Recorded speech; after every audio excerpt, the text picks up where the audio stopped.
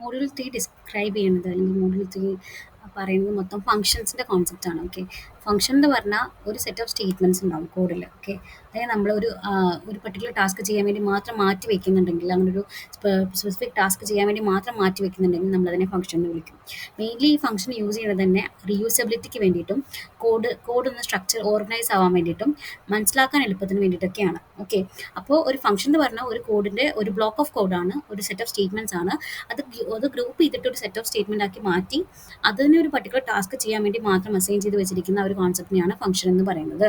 ഫംഗ്ഷൻ്റെ basically ഒരു ഫംഗ്ഷന് പല പാർട്സുകളായിട്ട് നമുക്ക് പറയാൻ പറ്റും. അതിൻ്റെ ബിഹേവിയർ സ്ട്രക്ചറും പർപ്പസൊക്കെ വെച്ചിട്ട് ഒന്ന് ഫംഗ്ഷൻ ഹെഡർ, അത് എപ്പോഴും അതിനല്ലെങ്കിൽ ഫംഗ്ഷൻ ഡെഫിനിഷൻ എന്ന് വിളിക്കാം നമുക്ക്.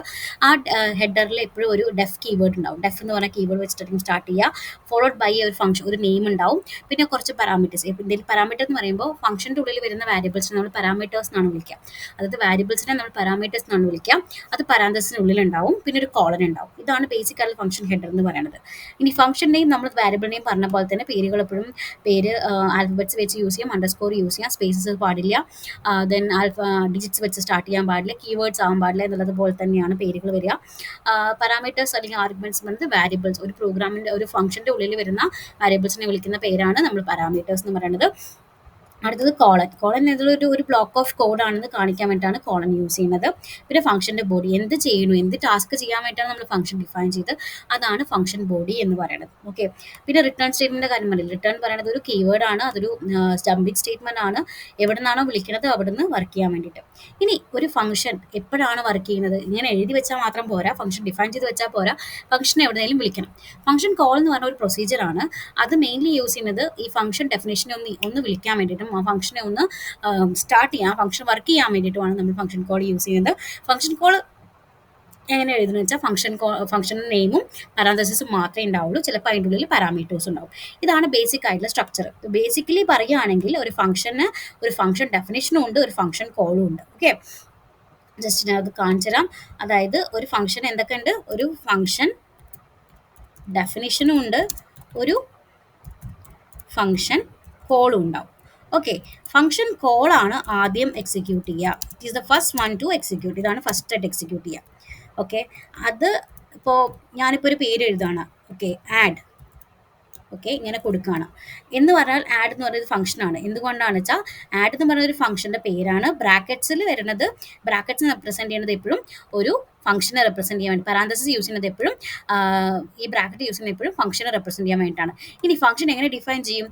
df ആഡ് എന്താ കൊടുക്കുക, ബ്രാക്കറ്റ്സ് ഇട്ടു, കോളൻ ഇട്ടു, അതാണല്ലോ പറഞ്ഞത്. ഇനി അതിൻ്റെ ഉള്ളിൽ എന്ത് ആണോ നിങ്ങൾ ഡിഫൈൻ ചെയ്യാൻ ഉദ്ദേശിക്കുന്നത് അത് അവിടെ എഴുതാൻ പറ്റും. ഞാൻ x equal to 6, y equal to 7, sum equal to x plus y, then print sum. ഇത്രയും ചെയ്തു. അപ്പോൾ എന്താ ഉണ്ടാവണ, 2 മുതൽ 6 വരെ എൻ്റെ ഫംഗ്ഷൻ ഡെഫിനേഷനാണ്. എന്താ ഇത് ചെയ്യണേ, ആഡ് ചെയ്യാണ് 2 നമ്പേഴ്സ്. ഇതെന്താ ചെയ്യണേ, ഫംഗ്ഷൻ കോളാണ് ചെയ്യുന്നത്.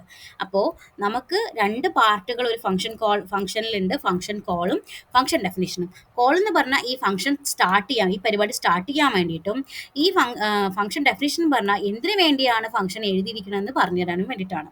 അപ്പോൾ ഇത് റൺ ചെയ്യുമ്പോൾ നിങ്ങൾക്ക് വലുതായിട്ടൊന്നും കാണില്ല, നിങ്ങൾക്ക് ആൻസർ കറക്റ്റായിട്ട് 13 എന്ന് ആൻസർ കിട്ടും, 6 + 7 13 എന്നുള്ള ആൻസർ കിട്ടും.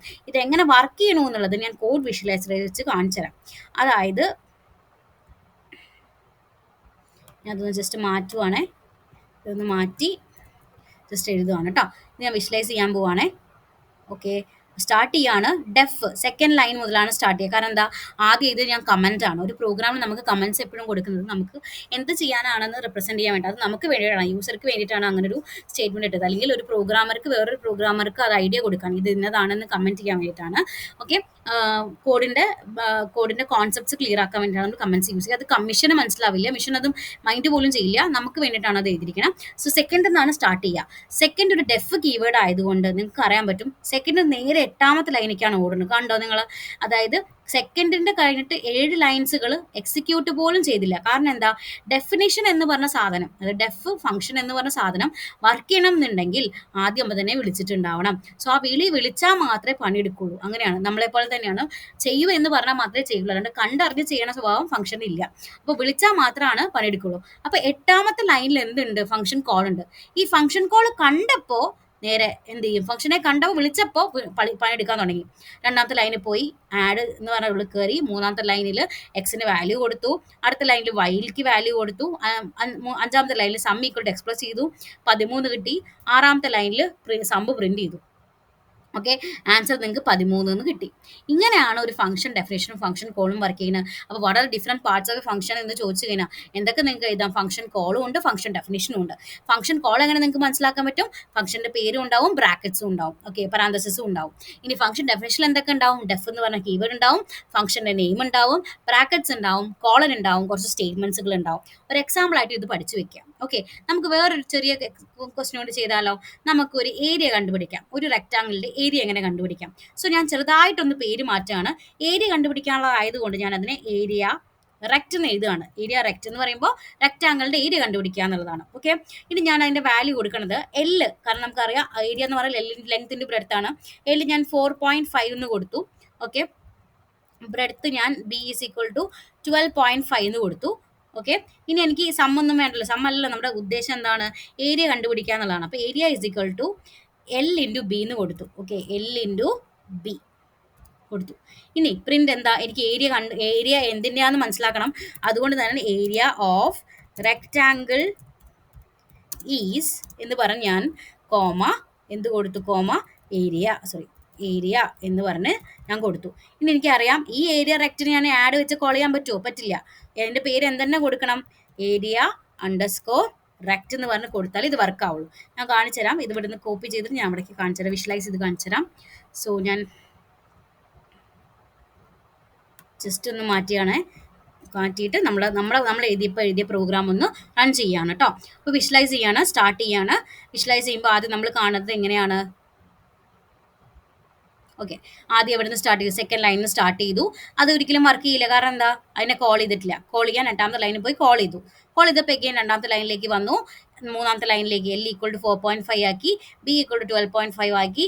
5 എന്ന് പറഞ്ഞാൽ എൽ ഇൻറ്റു ബി ആണ്, എല്ലും ബിയും കൂടി ഇൻഡ്യൂ ചെയ്തു. അത് എവിടെ കൊണ്ട് സ്റ്റോർ ചെയ്തു, ഏരിയയിൽ കൊണ്ട് സ്റ്റോർ ചെയ്തു.